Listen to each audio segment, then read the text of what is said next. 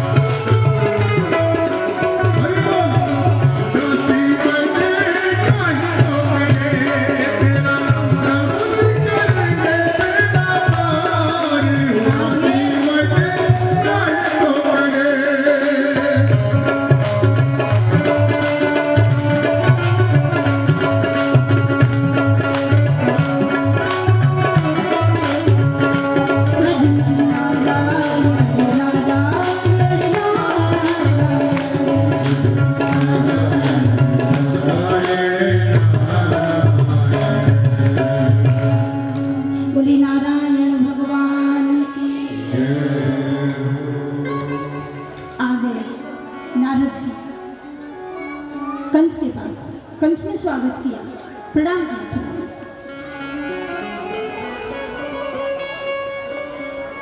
नारद जी ने कंस के पास बैठकर कुछ बात की। कहो महाराज, कैसे आगमन हुआ, कहां से आया? नारद जी ने कहा, तुम्हारे ही कारण आया हूं। किम प्रयोजनम, किम अभिप्रायम, कोई विशेष बात?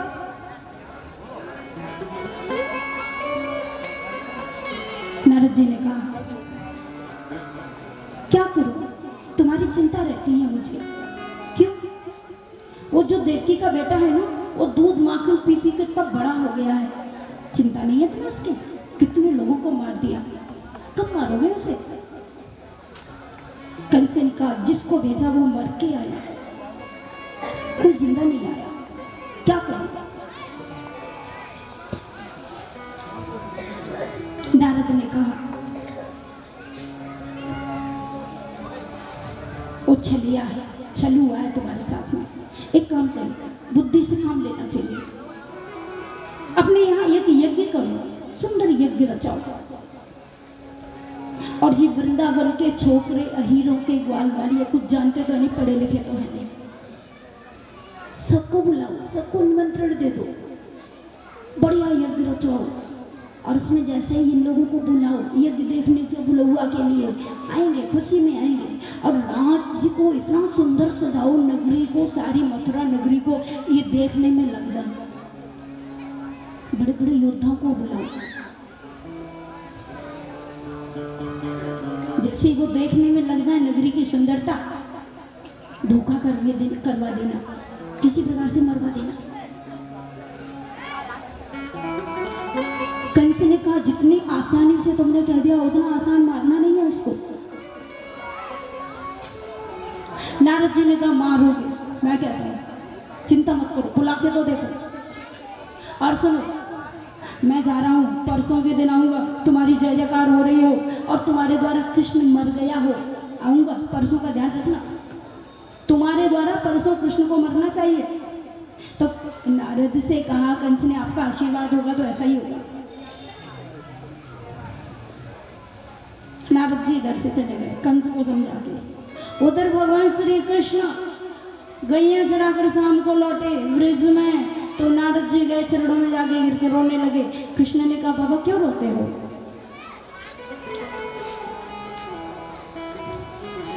नारद जी ने कहा कृष्ण से तुम्हें क्या रास रचाओ, माखन चुराओ, गोपियों के साथ नचो, हम लोगों की तो चिंता है ही नहीं। बोले क्या हुआ बाबा? बोले कंस को तुम मारोगे।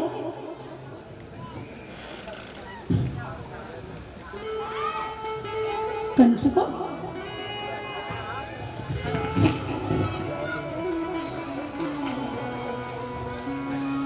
नारद जी ने कहा सभी देवता हैरान हैं, सभी भक्त परेशान, इसके लिए आपने अवतार लिया था, धर्म संस्थापनार्थ है, संभवान युगे युगे, ये नाचना बंद करो, बहुत नाच लिया। अब जिस काम को करने के लिए आए थे, अभ्युत्थानम धर्मस्य तदात्मानं सृजाम्यहम्, जिस कार्य के लिए आए थे वो कार्य तो पूरा करो।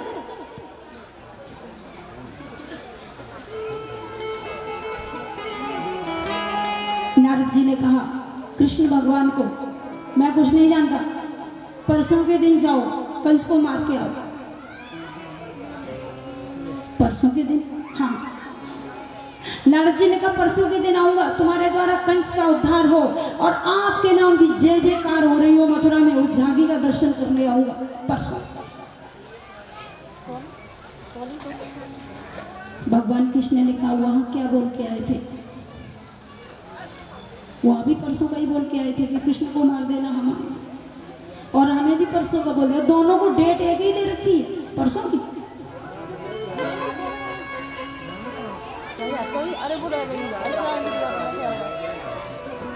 भगवान ने बहुत सुंदर समझाया, कर्मणा जायते जंतु कर्मणैव विलीयते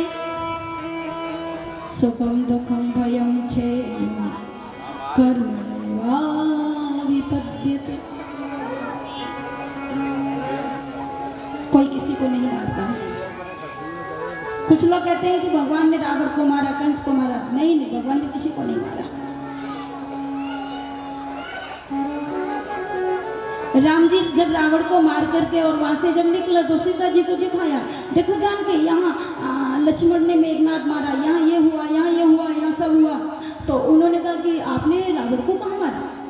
राम जी से पूछा सीता जी ने। तो राम जी ने सुंदर जवाब दिया,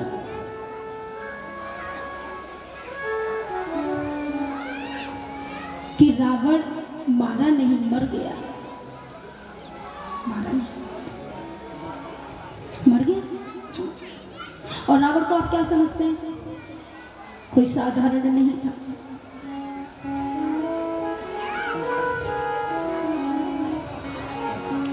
मोह है रावण, महामोह महिषेष विशाला, राम कथा कालिका कराला। मोह है रावण, और उस मोह को मारने में राम जी को पसीना आ गया। अपनी बात छोड़ो, जहां साक्षात राम को पसीना आ गया। मरे निर्रिपु श्रम भयो विशेषा, राम विभीषण तब देखा। अब ये नहीं मरना, ये लोभ जल्दी नहीं मरता, बहुत मुश्किल से मरता है। राम जी ने विभीषण को देखा, तो जिसको मारने में स्वयं ब्रह्म को पसीना आ गया, उसको मारना इतना सरल नहीं था। राम जी ने सीता से कहा देवी मैंने रावण को नहीं मारा। तो बोले कैसे मारा? तो बहुत सुंदर कहा, यहाँ हते सुर मुनि दुखदाई, कुंभकर्ण रावण दो भाई। यहाँ लक्ष्मण ने मेघनाथ को मारा, यहाँ हनुमान ने फला को मारा, अंगद ने फला को मारा, इसको मारा उसको मारा, लेकिन रावण कुंभकर्ण के बारे में पूछा तो राम जी ने कहा मारा नहीं, दोनों मर गए। मर कैसे ऐसे? यहाँ हते दोनों मर गए। क्यों? बोले कर्मणा जायते जंतु कर्मणे बिलीयते। देवी में किसी को नहीं मारता, आदमी को कर्म ही मार देता है, कर्म ही जिंदा रखता है, कर्म ही उसका ईश्वर है, कर्म ही उसका गुरु है। सर्वैव कर्म ईश्वर है, कते कर्म सुकर्तारि कर्तृषु ब्रह्म वेदना। प्रत्येक व्यक्ति कर्म से ही जिंदा होता है, कर्म से ही रहता है। मैंने किसी को नहीं मारा।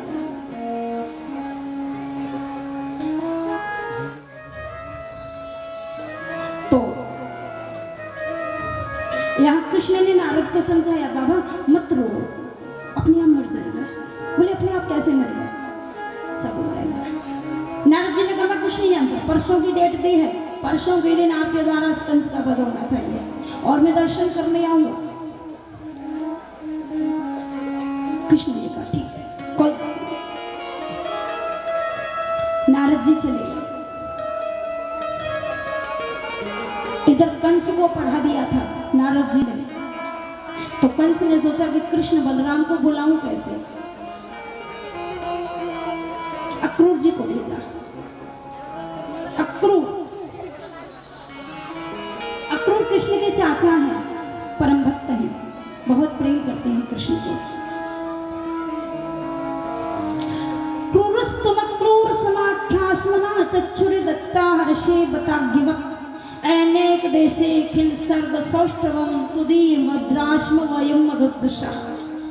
बड़े सुंदर अक्रूर जी। अक्रूर जी ने जब आए तो कंस को पूछा, राजा आधी रात को तुमने क्यों बुलाया, क्या प्रस्ताव है तुम्हारा? तो कंस ने कहा कि तुम्हें कल प्रातः काल होते ही वृंदावन जाना पड़ेगा कृष्ण को लेने के लिए। अक्रूर जी ने पूछ लिया, आखिर आप उसे क्यों बुलाना चाह रहे हैं?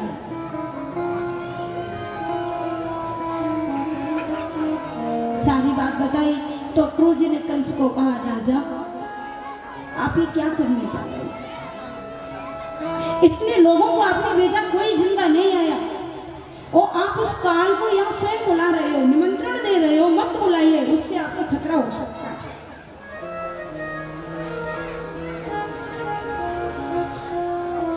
मनोरथान करे तुच्चे जनो देव हितान पे युजते हर्ष शोकाभ्याम तथाप्याज्ञां करोमिते। राजन मनुष्य तो सोचता है ये करूंगा, पर होता वही जैसे 4 भुजा वाला करता है। आप ऐसा मत करिए, मैं तुम्हें समझाता हूँ, कोई ऐसा ना हो आने के बाद तुमको कोई नुकसान हो जाए। राजन मनीषितम सम्यक तव स्वावद्धमार्जनम। मैं समझाता हूँ, आप ऐसा मत करिए। अरे जब मरेगा तब मर जाएगा, उसे अपने घर रहने दीजिए। तो कंस ने कहा, देखिए वेदांत सुना रहे हो, मुझे सुनने की आदत नहीं है, पता है मेरी आज्ञा का उल्लंघन करने का क्या परिणाम हो सकता है। या तो आप वृंदावन जाइए, नहीं तो फिर मुझे मना करिए, और मना करोगे तो तुम जानते हो मैं इतनी छोटी मोटी ताकत नहीं हूं, तुम्हारा धड़ उड़ा दूंगा तलवार से। अक्रूर जी ने कहा, या तो ये मार देगा, मरना ही है तो क्यों मरूं, दुष्ट के हाथों चलता हूं ठाकुर जी के पास, दर्शन तब भी हो जाएगा।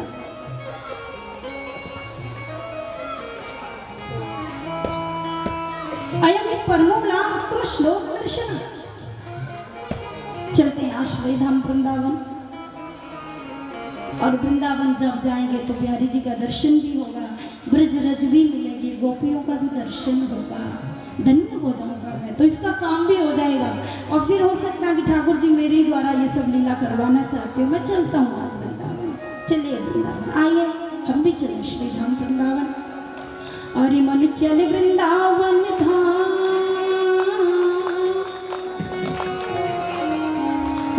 चल वृंदावन धाम रटेंगे राधा राधा नाम रटेंगे राधा राधा नाम मिलेंगे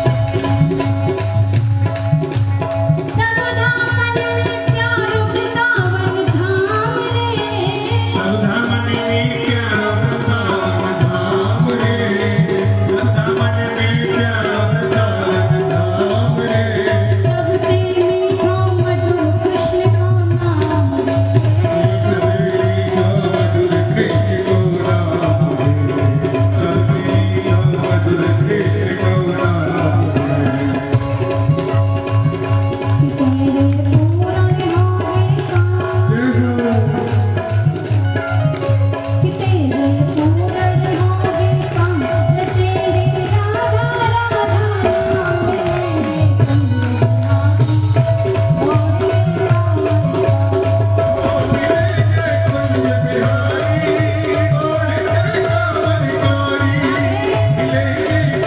बिहारी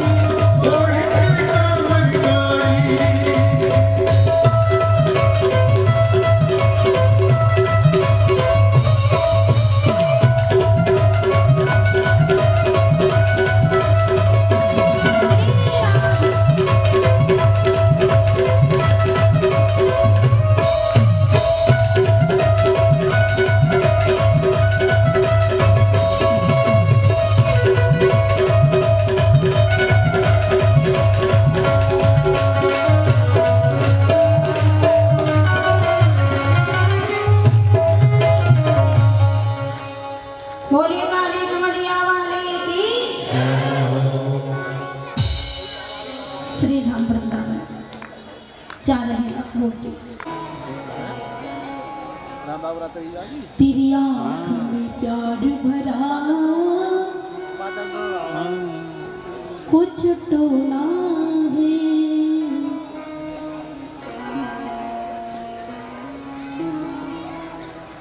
प्यार भरा ये प्यार भरा कुछ टोना है, क्या खूबी हुस्न बयान करो ए सुंदर श्याम, सलोना है और तेरी हसन भक्तों का मरण, तू ब्रज का एक खिलौना मेरी माँ,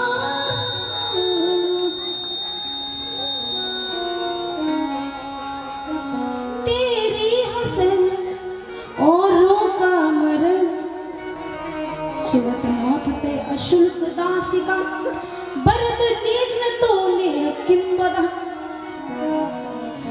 बिसजला प्याद व्याल राच साध वर्ष मारुताद वैद्यतानिला, वृषम यात्म जात विश्व तो भया दृश्यवते वयं रचितामः।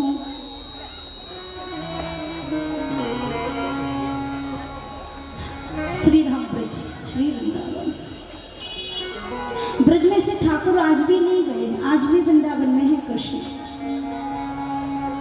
वो तो है पर तुझे दिखाई नहीं दे रहा, उसकी मेरी क्या गारंटी। देख देख कैसे देखो, बोले नेत्र हटा दे दूसरे लगाते हैं, किसके लगाओ?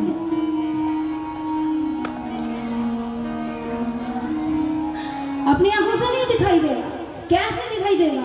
सुग्रीव जी ने हनुमान से कहा तुम जाओ इसको देखो, मैं नहीं देख सकता, ये दोनों जो वीर है ना बालक है, मेरी दृष्टि से नहीं देख सकते, इन्हें तुम देखो जाके। तो कह दिया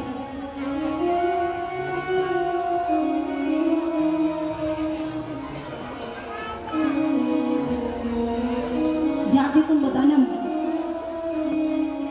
हाँ, आपको पता है हनुमान सदगुरु है, सुग्रीव भोगी है, और सुग्रीव का जो मंत्री है हनुमान, उसकी बात मानी सुग्रीव ने।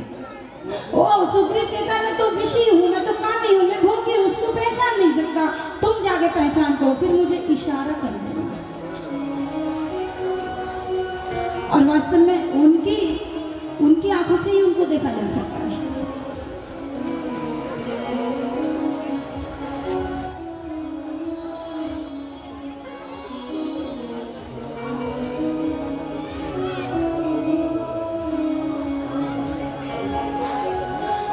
सुजाई जी सैन बुझाई, मुझे इशारा कर रहा है, लेकिन जो देख के आया है उसकी बात तो माननी चाहिए ना, सदगुरु की बात को तो मानना चाहिए। यहाँ सुग्रीव ने हनुमान को भेजा, देख के आना, मुझे इशारा करना, ठीक है। लेकिन सुग्रीव ने हनुमान की बात को माना, इसीलिए राम जी मिले और संशय दूर हो गया। शंका थी, बहुत बड़ी शंका थी सुग्रीव को, ये कौन है? तो गुरु ने पिलाया, वो रस शंका दूर हो गई, मिला दिया जीवात्मा परमात्मा को। और यहाँ पर शंका हुई सती को, शिव जी से कहा कि देखो ये कैसे भगवान है। शिव जी ने कहा तुम प्रणाम कर लो, बोले मैं नहीं करने वाला, क्यों कर लो? अब सती ने शिव जी से नहीं कहा कि तुम देख के आओ, सती ने उल्टा कहा। सती के भी तो गुरु है भगवान शंकर, पति है तो गुरु है।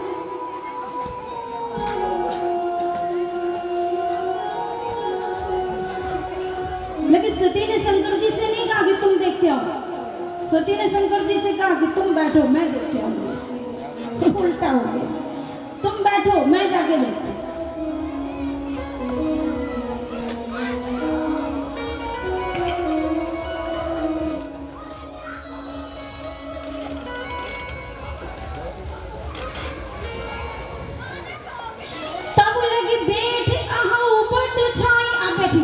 शिव जी को आदेश करती है सती तुम बैठो, जब लगी मैं यहाँ हूँ तुम पानी, तब तक देख के आती हूँ।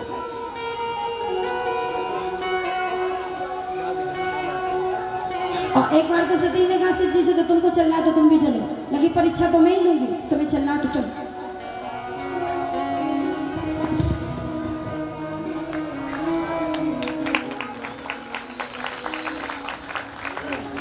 शिव जी ने कहा कि मुझे शंका नहीं, मैं क्यों जाऊं, तुम्हें शंका है तुम जाओ।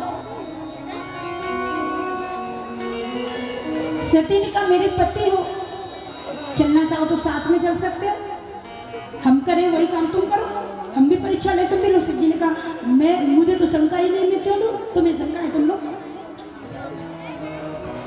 तो सती कहती है चलो ना मेरे साथ। शिव जी ने कहा कोई बीमार हो दवाई उसे खानी चाहिए कि कोई और खाएगा उससे ठीक होगा, बीमार तुम हो। तो सती ने कहा आप मेरे पति हैं। तो शिव जी ने कहा ठीक है मैं तुम्हारा पति तो हूं, लेकिन तुम बीमार हो जाओ मैं दवाई खा लूं तो क्या तुम ठीक हो जाओगी? आप बीमार हो आप ही जाइए परीक्षा लेके आइए।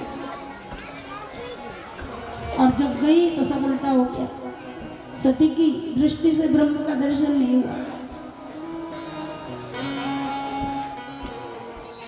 और जहां दृष्टि ठीक नहीं होती वहां ब्रह्म को देखने के बाद भी डर लगता है।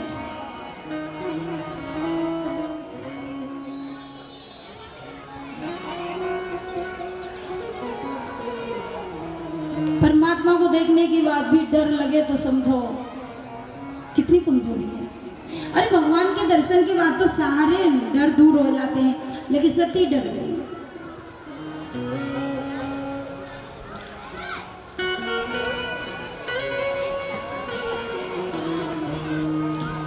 सती सभीत हो गई राम जी को देखकर, नई नई नमूद बैठ शिव भगवान, नई नमूद लिए बैठ गई सती।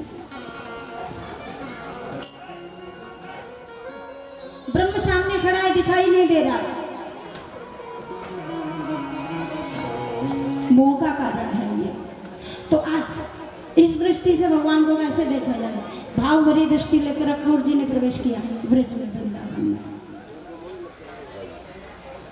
और वहां जाकर भगवान से पहुंचे नंद बाबा के महल में।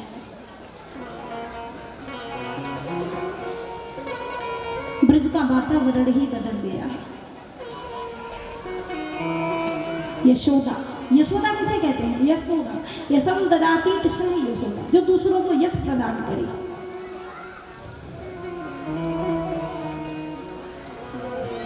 सबको यश देती है, किसी को बदनाम नहीं करती, किसी को बुरा नहीं करती, किसी से ईर्ष्या नहीं करती।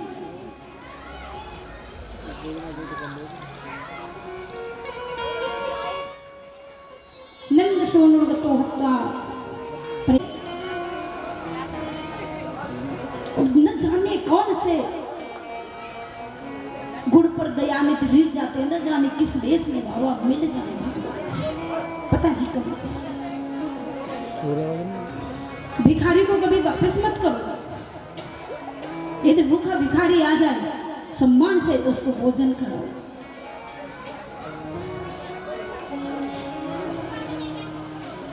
तुम जो खाओ वही खिलाओ। बहुत सी माता बहुत अच्छी होती है, बासमती चावल अपने लिए रखती हैं और टूटन टाटन भिखारियों को दे देती है। क्यों? अरे एक मुट्ठी दो, अच्छा दो, बुरा क्यों देती है? आज वो भिखारी बनाए तुम्हारे द्वार पर आया है, और यदि तुम उसका अपमान करती हो, उसको वापिस करती हो, तो वो दुआ दे के जाएगा तुमको। हो सकता है मेरे भाई बहन, कभी अभिमान नहीं करना चाहिए। तुम्हारे घर में जो झाड़ू पोछा वाली लगी है उसका भी अपराध नहीं करना चाहिए, उसका भी अपमान नहीं करना चाहिए। पता नहीं जीवन में कौन सा मोड़ आ जाए और किसी दिन पोछा लेकर के उस लाइन में हमारा नंबर लग जाए और हमें उसके घर का पोछा लगाना।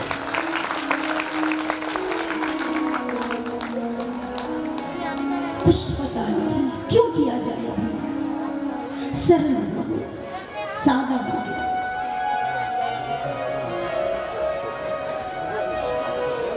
कभी हमारा भी नंबर लग सकता है। तो अतिथि आए, अक्रूर जी प्रसन्न हुए। नंद बाबा यशोदा ने आचमन कराया, आसन दिया, कुशल समाचार पूछा। सायंकाल हो गया था, भोजन कराया।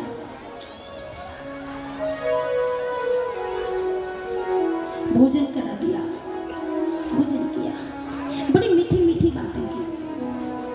आप अतिथि का सम्मान कैसे करते हैं?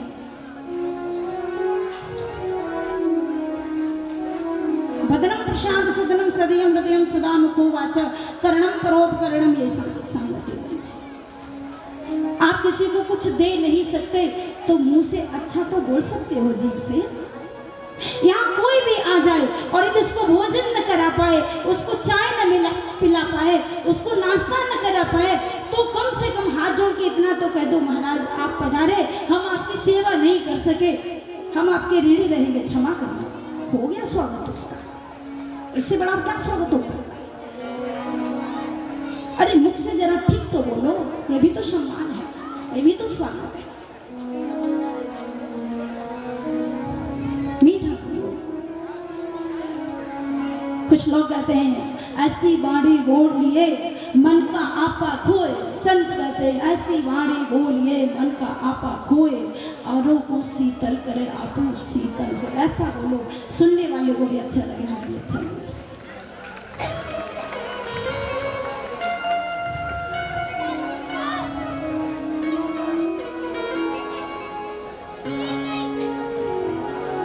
आज हो रहा है उल्टा, ऐसी वाणी बोलिए रोज लड़ाई हो,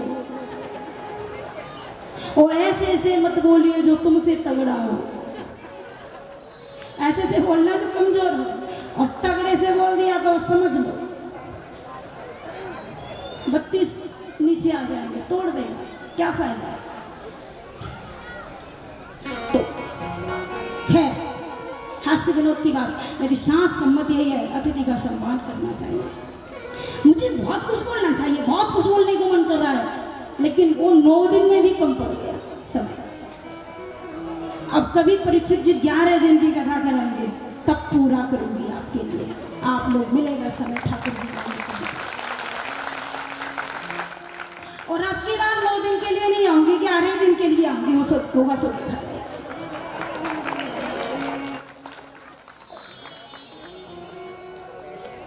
वैसे तुम लोग इतने अच्छे हो, मैं नहीं जानती, तुम तो ज्यादा अच्छे निकल पड़े। अब यहाँ से होके वृंदावन तो मेरा जाना होता ही है, कार्यक्रम में जाना होता है, तो निकलेंगे तो यहीं से जब इधर से निकलेंगे तो तुम्हारी बहुत याद आएगी, बहुत। मेरे भाई बहन, 9 दिन का सफर है हमारा आपका, लेकिन मैं कहती हूँ जिन 9 दिन की कथा मैंने आपको सुनाई, सुनाऊंगी, कल पूरी संपूर्ण कथा का रस आप ग्रहण करेंगे। लेकिन इन 9 दिन की कथा का, यदि 9 मिनट की कथा को भी आप जीवन पर उतारेंगे तो मुझे बहुत खुशी होगी। मुझे लगेगा कि मेरा कथा सुनाना सार्थक होगा, प्रसन्नता होगी।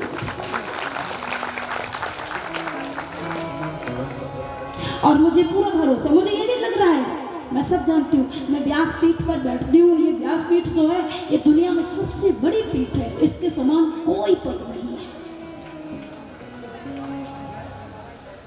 इस संतों का, साधुओं का, विद्वानों का एग्जाम है। और विद्यावताम भागवते परीक्षा, भागवत कथा जो बढ़िया बढ़िया लोग होते हैं, पढ़े लिखे लोग, उनका एग्जाम होता है।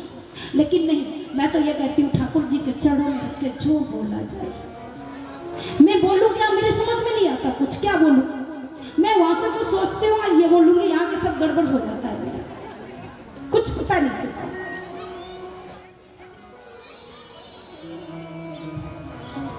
और मैं बोल रही हूँ, मेरी समझ में नहीं आ रहा। मुझे तो लगता है कि मैं तो बंसी हूँ, बंसी तो खाली होती, इसमें कुछ होता नहीं। और बंसी को जब ठाकुर लगाता है मुख से तो उसमें जैसे मारता है फूंक वैसी बजती है। तो मुझे लगता है कि जैसे कृष्ण मुझ में फूंक मारता है मैं वैसी बोलती हूँ, बाकी कुछ नहीं बोलती।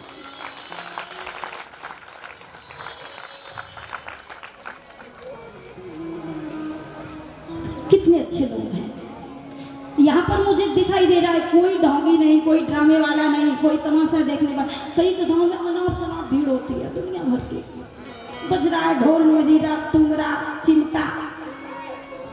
मेरी कथा में नृत्य भी बहुत कम होता है, वो तो परिचित जी के बहुत कहने पर मैं नचाती हूँ। आपको नचाना पड़ता है मुझे, नाच लो। तुम कहोगी नाच नहीं पाए, नाच लो। वाकई मुझे ये नचना बचना बहुत कम अच्छा लगता है।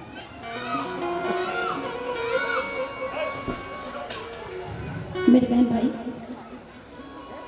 ये कथा तो आंसुओं की कथा है, जीवन को बदलने वाली कथा है।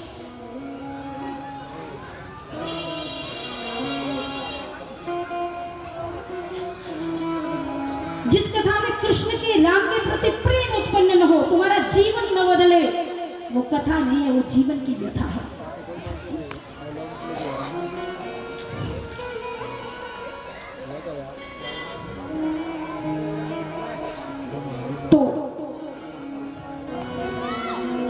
सत्कार किया है, अक्रूर जी का सम्मान किया है। ब्रज में तो प्रेम है, प्रेम के अलावा कुछ है नहीं, बड़ा सुंदर। और उसके बाद रात्रि के समय भोजन जब हुआ, भोजन कराया साथ साथ बैठकर।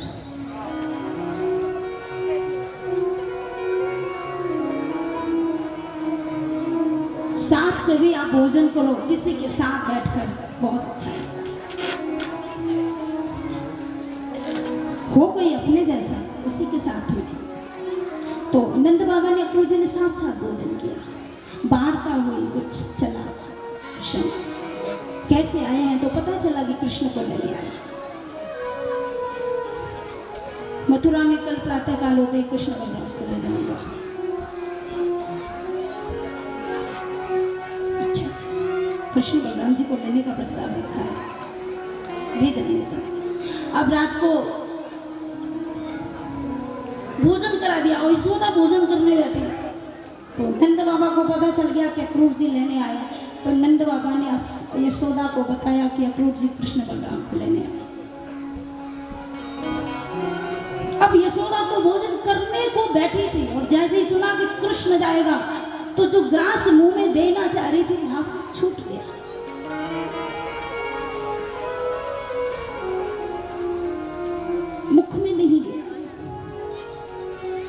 कृष्ण को जाने की बात सुनकर क्रूर समाख्य चक्षुरे दत्ता हर्षे बताग्यवत् अनेक देशे खिल सर्ग सौष्ठव त्वदीय राष्ट्र। मेरे भाई बहन, किसी एक व्यक्ति से भी प्रेम हो जाए तो प्रेम तोड़ना बहुत असंभव हो जाता है। और वो तो इतना सुंदर त्रिलोक का ईश्वर, उसका व्यवहार, उसका आचरण, उसकी बोलचाल, उसका स्वरूप, उसकी यादें, उसकी लीला सब घायल कर गई जो गोपियों को।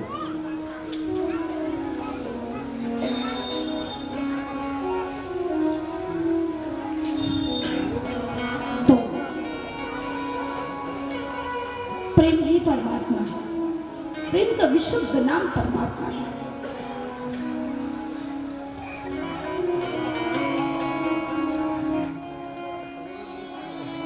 स्वयमेव नायिका रूपम विधाय, भगवान ने जब सोचा मुझे किसी से प्रेम करना है, मैं किससे प्रेम करूं? आत्मा रमण करता हूं, मैं अपनी अंतरात्मा में स्वतः ही रमण करता हूं। तो भगवान ने प्रेम करने के लिए राधा को बनाया ब्रज में। स्वयमेव नायिका रूपम विधाय, शरीर दो प्राण एक, तस्मात् ज्योतिर्भूत द्वैना, राधा माधव रूपम, प्राण एक शरीर दो।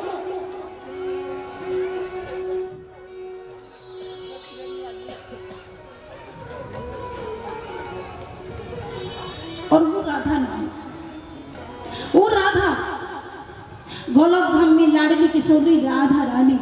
सुखदेव जी ने नाम नहीं लिया इस पर, क्योंकि यदि सुखदेव जी को कोई राधा नाम सुना दे तो राधा नाम सुनकर सुखदेव जी को 6 महीने की मूर्छा आ जाती है, 6 महीने तक होश नहीं आता।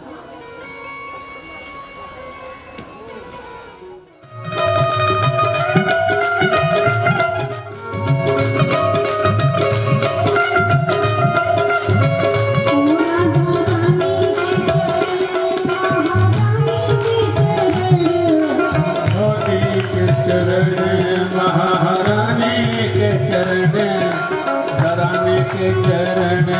महारानी के चरण